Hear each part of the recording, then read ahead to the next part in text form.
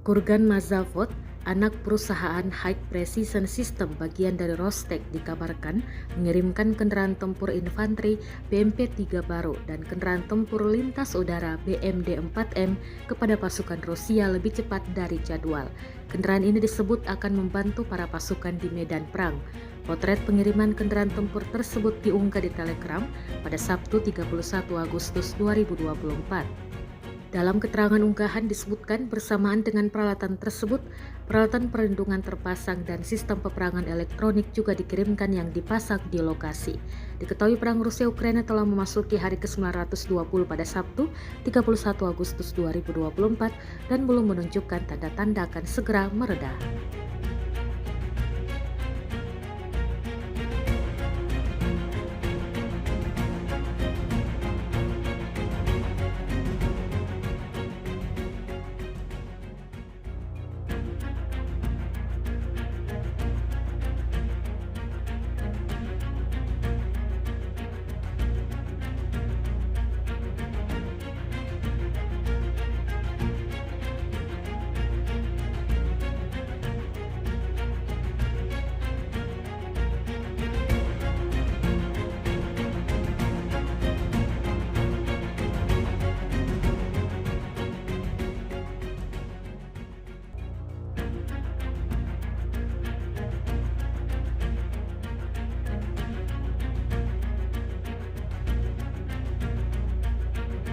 Download Tribun X sekarang, menghadirkan lokal menjadi Indonesia.